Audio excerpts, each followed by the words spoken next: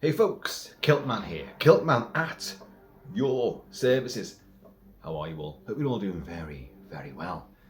Now, in a change from what was the scheduled video programming for today on the Kilt-Man channel, we're going to talk about what happened in Butler, Pennsylvania last night. I woke up to the news about an assassination attempt on ex-President Donald Trump.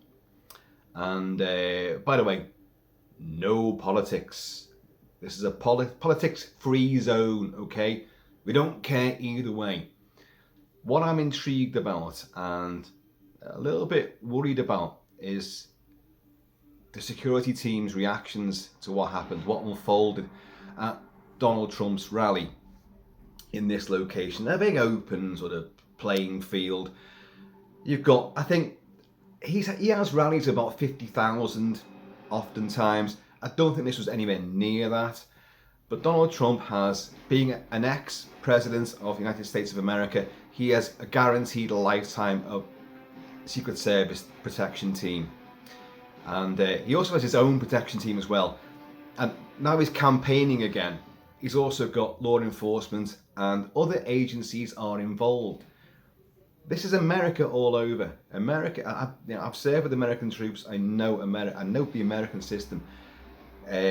Sadly, America has to throw in too many cooks in the kitchen. Everybody's involved, and when you get too many people involved, things go wrong. Yes, there's a little lens flare just up there making its appearance. But hey, it's cool. It's J.J. Abrams for you. But too many Indian chiefs are taking over, and they don't liaise correctly with one another. And this happens time and time again. In military campaigns and operations, it's spelt disaster. In law enforcement, it can spell disaster. And in this case, it didn't work out too well. Now, okay. He's giving his speech. He's rallying the troops and all that. And suddenly you hear a little pop, pop, pop, pop, pop, and he gets shot. A bullet goes through the top part of his right ear, zings through, and he realizes, and he hits the deck behind the podium on the stage. The crowd behind is panicking, obviously.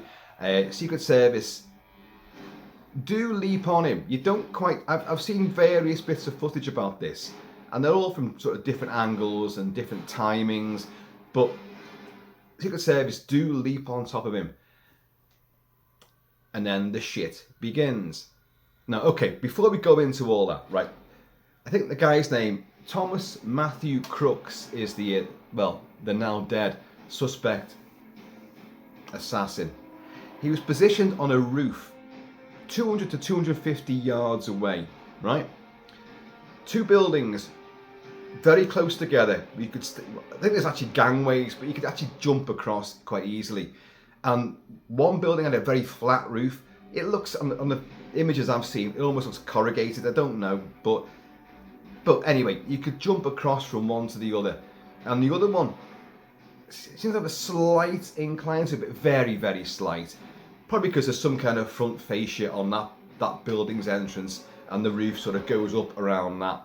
I don't know, but to all intents and purposes, they're a flat surface. A sniper on a roof. Okay. The FBI have said we're not releasing details. At the time of this video I'm recording right now, the FBI have said we are not releasing details about the weapon or weapons involved with the assassination attempt, because they are calling it that. With no shit, Sherlock. And but the very first thing I heard this morning, someone said it was an AR-15. It's an assault weapon. Now you hear sort of single shots, and then you hear the entire clip get unloaded. You hear that very plainly. So he does unload the entire clip. Ex-President Donald Trump got winged. It took the top of his earlobe off, right over here somewhere. And another person in the crowd, a spectator, was shot in the head. And a doctor who was close by, standing close by in the spectators, tried to save this person, but catastrophic injuries to the head. There was no chance there. And it's horribly tragic. 2 other people were critically wounded and are now apparently fighting for their lives in hospital right now. The suspect, Thomas Matthew Crooks, was shot dead. His body, I've seen it, well, images of his body lying dead on the roof and a rifle next to him. Dead, he's dead. And but then Trump is bustled off and put into his motorcade and driven away to safety. And he's delivered his comments on X, formerly known as Twitter, and he was defiant. My daughter told me this had happened, and then what? How come I've missed this? And she was, oh God, you keep missing all the big headlines and stuff, don't you? Because loads of things have happened and I've been just busy elsewhere. So straight away, telly was on, phone was on. Oh, what's going on here? And when I watched the first unveiling of the footage, I thought, like many of you probably did as well, I thought, oh, that looks staged. I'm not talking conspiracy here, but I did think that. And I think the problem that you have these days is anything you see now on your TV, on your tablet, on your laptop, on your phone, on whatever viewing medium platform you've got. We now know AI is used all the time. And you've always got to think, is this really real? Is it? But what sort of threw me was Trump's, love him or loathe him, it was brilliant. He gets up, there's blood across his face, his ears all twisted and bloodied, and he's like, he's got his fist pumping, like, fight, he says.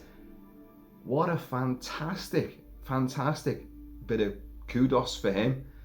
As I say, look, no politics here. I simply don't care what your politics are, and you shouldn't care what mine are either. I'm not even saying, but he's a great showman.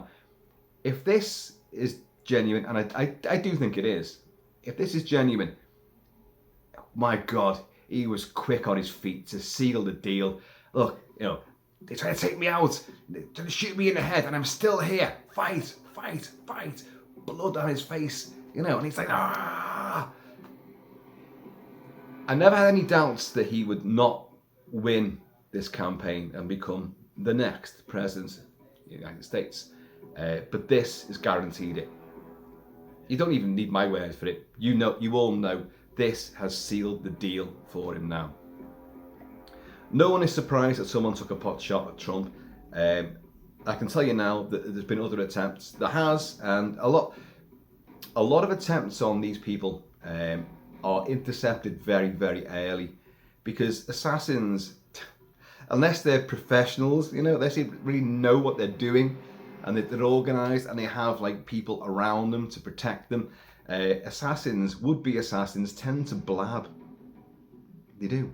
They tell people, I'm going to do this, and then the people they tell the authorities. So a lot of these assassination attempts get nipped in the bud very, very early. Now, what I want to talk about really is the clusterfuck that was the Secret Service and the FBI and law enforcement protection around Trump and response to this event, which I thought was absolutely woeful and cack-handed. Right. Trump has, as I said before, he has Secret Service protection detail, which he will have for all of his life. He has his own protection team as well. At least he did do. I would presume he still does. You can afford it, You have FBI are there, because the whole thing's a federal thing. FBI are there. You have local law enforcement as well. So you seal off the area. You have people in the crowd. You have armed operatives in the crowd. You have protection team, the close protection team, very close to him. He's on a stage at a podium. It's an awkward thing to protect, especially in heightened, febrile and volatile situations like the US election campaign. So you have to have your plan A, your plan B, but C, D, E, F, you have a lot of contingency plans. You have to have an escape route, a vehicle to get that person into. You you have to have, if that vehicle's compromised, another vehicle elsewhere, you have to have other exits. And if everything's blocked, if it's a pure Olympus Has Fallen scenario, and we're playing the music from Olympus Has Fallen right now, could have done with Mike Banning, Gerard Butler, who is standing here in his King Leonidas persona. You have to have a plan for every contingency. If you can't get your protectee out of the environment and an attacking force is coming in, you pile on that person and you sell your lives for that person. Plus, you fight to the death, hoping that your rescue team, your evacuation team will get you out of there in time. And you know, it's happened. It has happened in that sort of scenario a few times in the past. Maybe not with American presidents. I mean, your mind goes back to Ronald Reagan, doesn't it, of course? And was it 1983? And that assassination attempt, as shocking as it was not even politically motivated. It was a guy that wanted to make himself known to actress Jodie Foster. Go figure. This guy, Thomas, I keep forgetting his name, Thomas Matthew Crooks. What a name, Crooks. That just signify you as being a bad lad to begin with. 20 years old, and lived an hour's drive away from the location of this rally.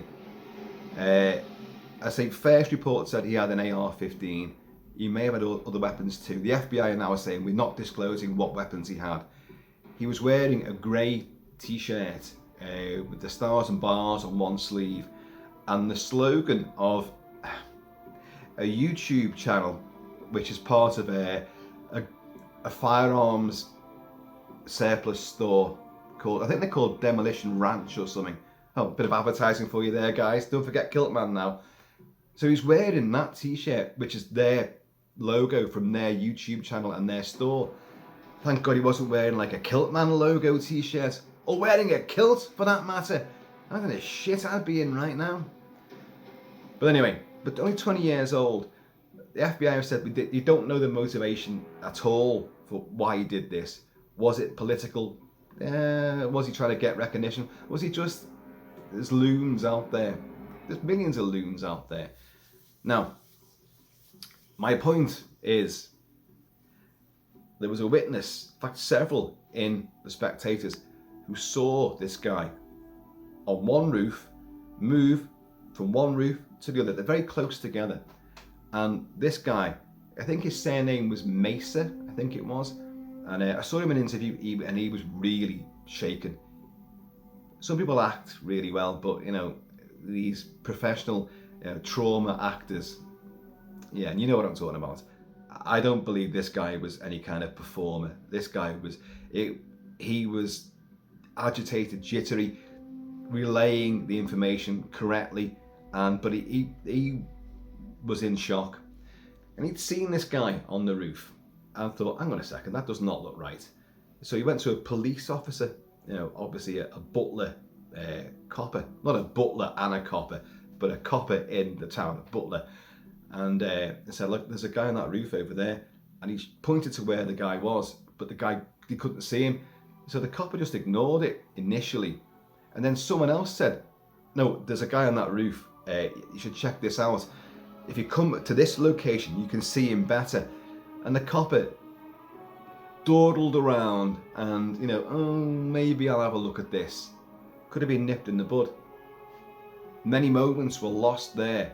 Next thing you know, and Trump, and then hits the deck. At some point, very, very swiftly, because you hear the magazine get unloaded, you hear pop, pop, pop, pop, pop, and then you hear the whole lot goes. Now, if you ask me, what's happened there is he's done his select fire. That hasn't quite worked out. Straight away, the perimeter security forces, which should be Secret Service and FBI, who are going to be ringing that, with local law enforcement as well. Shots have come from there, right? There's the guy. They've fired. He's seen their reaction, so he's unloaded the entire clip, just gone with it, and then they've shot him. They've not got on the roof. They've shot him from the ground, I'm suspecting. There's not enough time for them to climb up there and then take him out. They've done it from the ground, which is pretty damn good, to be honest. In the meantime, stampede, chaos. One person shot in the head, has died. 2 others critically injured. So that last flurry, he's just, they're coming for me. He's just fired into the crowd. It's miraculous that a lot more didn't get killed, I'll be honest. Now, 200 to 250 yards away, AR-15, 20 years old. Is he trained with weaponry? I have no idea. They haven't released any more information about the guy himself. They used biometrics to locate, well, to identify the suspect. Now, that shot from an elevation to a guy standing on a stage should have been very easy. From that distance, should have been easy. So he didn't make the shot, but how close was he? The bullet zipped through the top of Trump's ear, like that. Just a few millimeters inwards. Dead. That's how close it was, and that's what makes me think there's no way this has been staged, because unless there's an explosive squib which has been set to go off and a timer, and I don't think so, folks. I don't. There will be lots of theories like this, but I don't reckon. Or inside job, because why did the Secret Service not sweep those roofs? You've seen the location, the field where the rally took place. The buildings are off. If I was Trump, they're off to the right, 200, 250 yards there. You've got security all the way around, and you've got the crowd there, and people are sitting behind him. I mean, that bullet went through his ear, well, zipped past his ear, and it's gone somewhere else. I'm stunned no one sat behind took that bullet. And everyone, their reactions, they're really stunned, as you would be, and frightened. You're never too sure. Well, civilians are never too sure when bullets have actually been fired. The sound, it can sound like firecrackers. It can sound like someone clapping. It can sound like applause. People don't know, unless you've heard weapons in different locations and different types of velocities and calibers. Then you're not. Bullets. People don't shoot guns in the street, do they? When we're having a little protest march? Well, yeah, they do, and you've got to be aware of that. But people react differently all the time, and I think everyone reacted exactly the way I'd expect them to do, except for the security team. Okay, right, let's get on to this now. Trump hits the deck, right? Does the right thing. There's a podium there. Bullets came from, well, he doesn't know. A lot of witnesses said, we heard the gunfire, we couldn't pinpoint the location of where the shooting was coming from. Someone else said, I knew the shooting was coming from there, but the shooting, he wasn't shooting at one location. So there you go, got a witness saying like, right, this is what I'm thinking. When security team see him and he realizes, oh, right, they've got me now. He just unleashes the clip at just firing indiscriminately, just a sweep like that, and they take him down almost immediately. So people are saying like he wasn't firing at one specific location, which he clearly was to begin with, shooting at Trump. So the security team then they leap on Trump. That's what they've got to do. They've got to sell their lives. You cover your protectee. You cover him. And you get him out of there, him or her, you get him out of there straight away. You form a perimeter, you are the body shield for him, the human shield. They've got Kevlar on, they're not John Wick, they haven't got Kevlar lined suits, but they will have bulletproof vests on. In some, not everyone, but in some cases. And some high level protectees will wear stab-proof vests and bulletproof vests as well. But a lot don't. That's down to them. If they want to do that, they can do that. But that wouldn't have helped him here. A headshot would have been a headshot regardless, They're on him. And they're on him for a long time. A long time. You can hear the footage. You can hear them. The microphones are still working on the stage. And there's an operative saying like, right, you're ready, we're going to move now, get him up now. Nothing happens. Then you get the same repeat order about 15 seconds later. Get him up now, we're going to move now, ready, now. Nothing happens again. Then you hear Trump saying, I want my shoes. Somehow he must have kicked his shoes off. Or does he go on stage without his shoes on? Does he take them off? I don't know. But he wanted his shoes. Then they get up and Trump exposes his head, his face, his upper body continually. He's shaking his fist. Now fight. Blood all down his face. It's a poster boy image. It's going to win him the election, beyond any shadow of a doubt. But he's doing this, and as he's raising his fist like that, you've got one dozy Secret Service guy who's trying to put his arm up to cover. Trump's arm is doing that, and he's trying to cover it with his own hand. Okay, well, that's what you're going to do. And then they stutter, stammer, take their time getting him down the steps. His motorcade is there. The vehicle they're going to get him into, well, that's the main, his vehicle. You have the office, which is the intel, and the main operatives will be sitting in what they call the office. And that's nearby as well. And you have other vehicles too. And they stutter and stammer and take their time getting him down to this vehicle. It's agonizingly slow. They open the door to get him in there, and he stands up on the runner, or whatever you call the bottom of the door frame on a car. You know me in cars, I don't know it at all. And he stands up and he does that again. Then they get him in. You see a couple of female operatives struggle with their guns, to get the guns in the holster. You see them struggling with that. They're panicking. Females, nothing, I'm not saying anything about that. Having worked with a few female operatives in various military capacities, they were exceptionally professional and in a couple of cases extremely formidable as well. But it just seemed odd that there was quite a lot of female operatives there who formed a cordon as that door got shut. They're putting their sunglasses back on and all this sort of stuff. Like, folks, that was a clusterfuck. What you have to do, now, I've never worked close protection, but I know someone that has, and I've served with people that have done it. Just before doing this video, I went to the pub because I have a mate around here. I know him as Turbo. I know his real name, but let's just call it. He's known as Turbo. He worked Royal Close Protection for many years. He then formed his own company, and his company does business executives, CEOs, and celebrities around the world close protection units. He knows his stuff, and I wanted to get his perspective on what I saw there and what I thought had gone down badly, but of course he wasn't there. But whiskey was there, so I had a bit of that instead. You know, when you have a situation like that, you jump on the protectee and you cover them and you drag them away. Unless there's an encircling force of assassins coming at you, you get that guy or woman, whoever, out of there straight away. And if that means breaking their bones, you do it. You've got to save their life. But you pounce on them and their ribs could crack. You could break an arm, you could break an ankle, and you drag them. If their clothes come off, get ripped and sheared away, doesn't matter.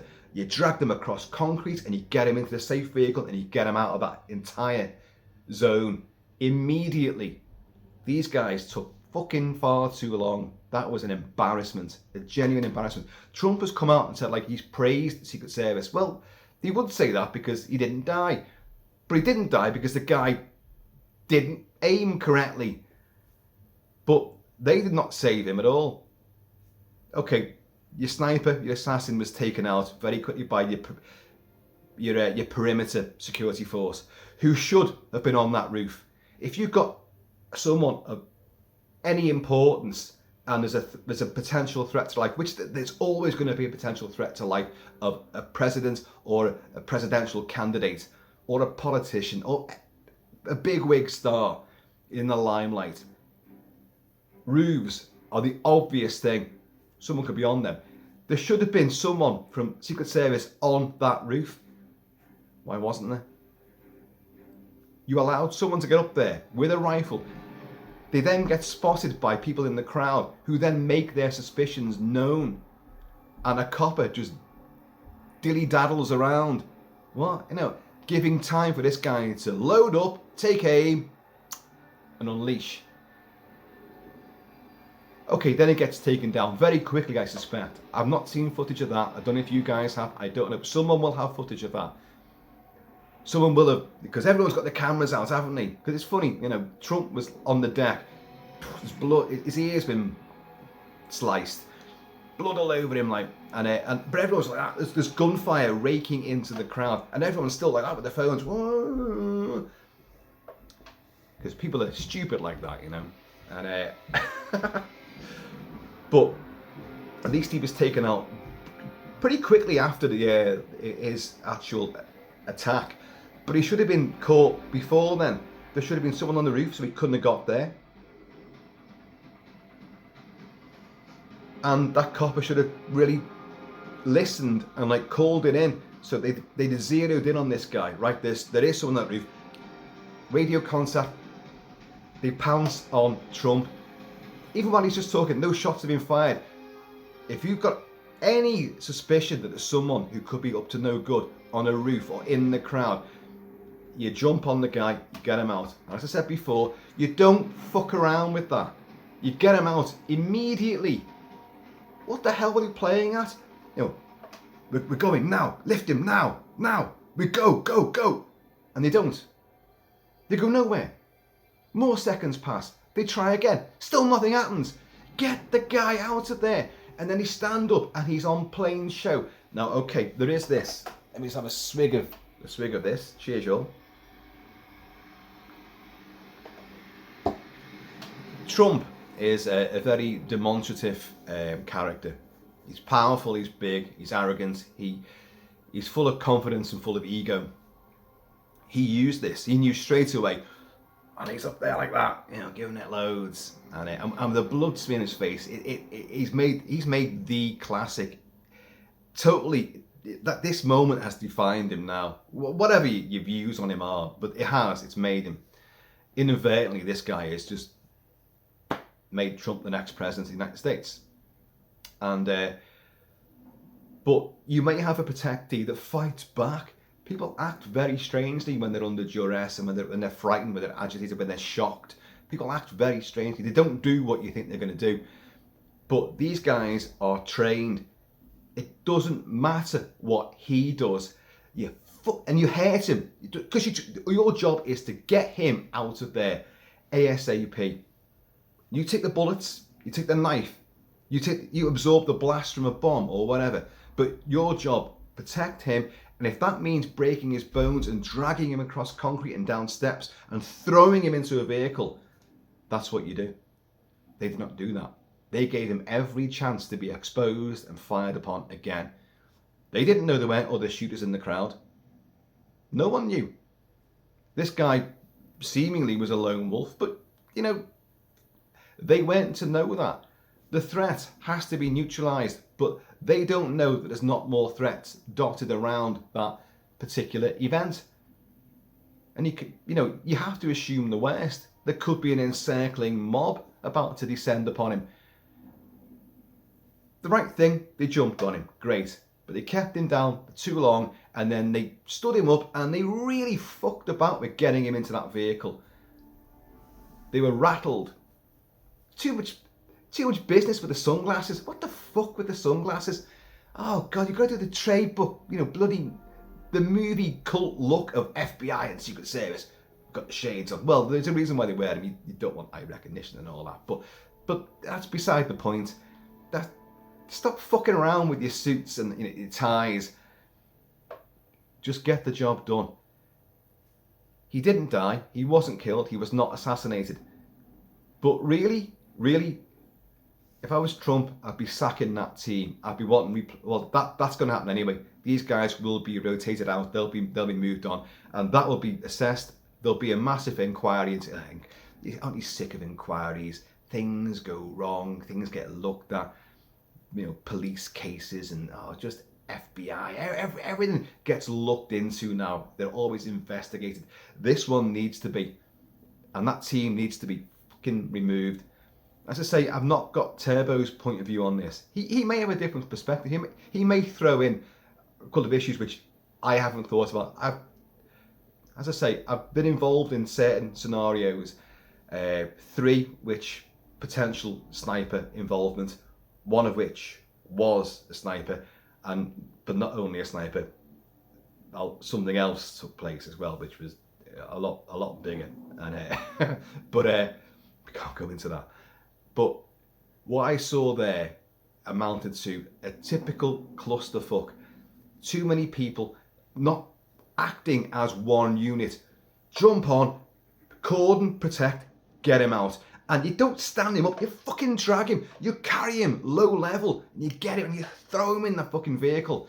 You completely surround him with bodies. They didn't do that. They gave him every chance to stand up on the fucking runner of the vehicle and do all that again. Well, that's great for him, but that's not what their job is. They're not promoting him. Their politics doesn't come into it. They get him. Your job is to get him in the car and get him out of there. And to me, I just watched, like, seriously, you're professionals at this. As I say, the guys that took down the assassin, the attempted assassin, and I've not seen how they did that. I'd love to be honest. I'd love to see how did they ping him from the ground. I presume they must have done. And it would have been a flurry of shots. There would have been several agents or operatives, depending on who they were working for, would have sighted him. And as he unloaded that clip, in fact, when the clip gets emptied, he may have been shot then and he's fired it in the air, which is what's stopped other people being killed in the crowd. Because if he's fired into the crowd, I struggle to believe that even from that distance that he didn't kill and injure a lot more, unless there are more injured which you haven't heard about. 2 critically injured, 1 dead, him dead, and an ear slightly disfigured. Well, I felt compelled to talk about this because I have had a background in various elements, and I find these things very fascinating, and especially when it happens sort of in real time and you can see.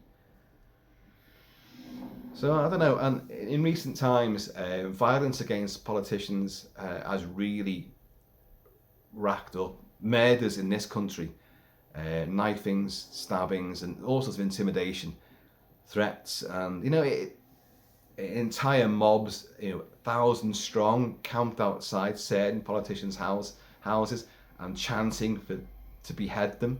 Well, we've had that in this country. Yeah. It's dangerous times, folks. Dangerous times.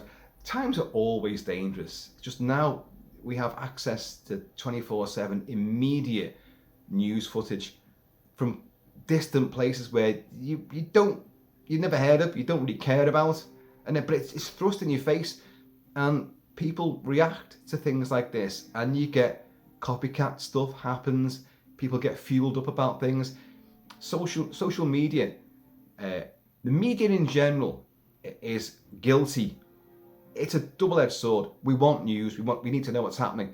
But because we know what's happening all around the world, immediately you're anxious. Everyone knows, and people who might be on one side but in your country might rise up, And then you have social media, which paints an even more different picture and becomes more volatile and more personal, and the rhetoric is even nastier, and that inspires things.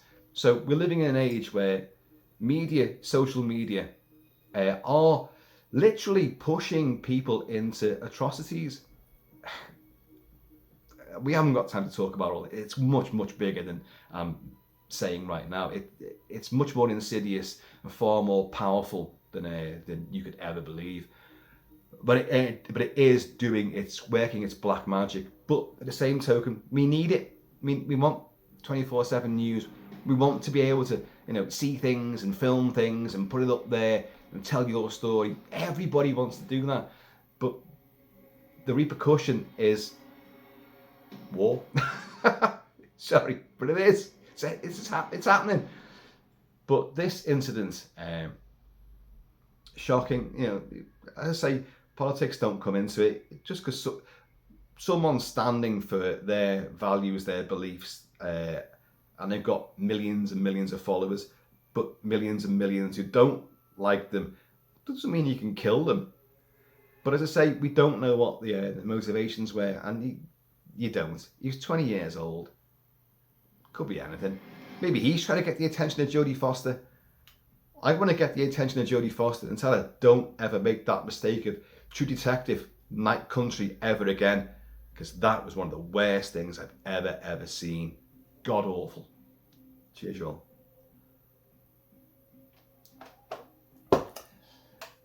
But yeah, comment below, let me know. But folks, keep your politics out of it. I don't care what you think of Donald Trump. I don't care what you think of Sleepy Joe Biden. I don't give a shit. So keep that away. Not asked. But if you know anyone, Close Protection Unit, Secret Service, give me your views on what you saw there. Because I'm focusing on that. I'm not bothered about him, but I'm bothered about their performance, which I thought was seriously lacking.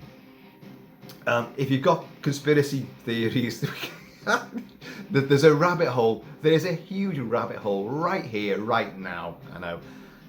And I'm quite happy to jump into it as well, but just not right now.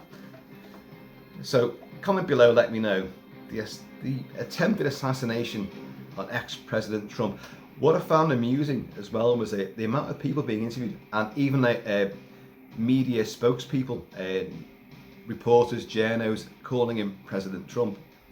He's ex-President Trump. He's not president again yet, is he? But they're calling him that, and it always reminds me of when the second of the Twin Towers came down, and he had the BBC presenter who was in another high-rise building, and she's standing there, and one tower's gone down and the other tower stood there, and she goes, literally about 30 seconds before the event took place, she went, we just heard that the second tower has gone down. It's still standing there. And then she goes, obviously hears in her earpiece, and she goes and moves in front of it because it hasn't gone down yet. True, true, true. Make of it what you will, but whatever you see on TV, whatever you see playing out visually on any media you're using, how do you know it's real? How do you know? Anything can be manipulated. I was on a TV show, I've told this story before, I'm not going to go through it right now, but the things that we did on that TV show, what you put together, they look like I'm doing stuff, which I didn't do. It looks like I'm going through a door and then coming on the other side in the same shot, when I opened the door a month before, and then a month later, the footage be coming through the door. And that's just bog standard, that's little stuff. They can make anything seem real. Anything. No. I believe this took place. I'm not going down that road. I believe this took place, but what I'm shocked about is the shoddy skill set and performance of the security team, the Secret Service, and the FBI are going to make a big. Trump doesn't like the FBI, and the FBI does not like Trump. So, but no, I'm not trying to spare things on here. No. But I want to see Turbo. Just get his viewpoints. He could be out of country. I don't know. I've actually not seen him for a good couple of weeks actually, so I don't know. But he tells some good stories, and I've known other people who've worked close protection as well. It's a risky business, and I wouldn't fancy it myself. I really wouldn't. But anyway, Mike Banning. This is London Has Fallen now. But he made quite an effort saving, what was it, Aaron Eckhart as the president in the first two movies. And then you get Morgan Freeman in Angel Has Fallen, which I thought was crap. Absolute crap. The first two are brilliant. And in London Has Fallen, the SAS assault, which Mike Banning leads the SAS. A one-take shot when they're going down the streets, machine gun fire, there's armoured vehicles, there's cars being moved, explosions going off, the camera's going around different operatives, and they're moving down the street, some are getting dropped and pinged, loads of stuff, they're throwing themselves through windows and the camera goes in with them. It was outstanding. It does not get the recognition it deserves. I'm pretty certain I reviewed it at the time. Yeah, I'm sure it did. But folks, you need a Mike Banning around you. If you feel your security is under threat, Mike Banning. Or Kilt-Man, yes! If you can get Kilt-Man out the pub, that is. So folks, I have been always shall be Kilt-Man. Please, in the meantime, in this ever, what's going to happen next in between time? Please keep it kilted, keep it Celtic, and I'm going to see you all.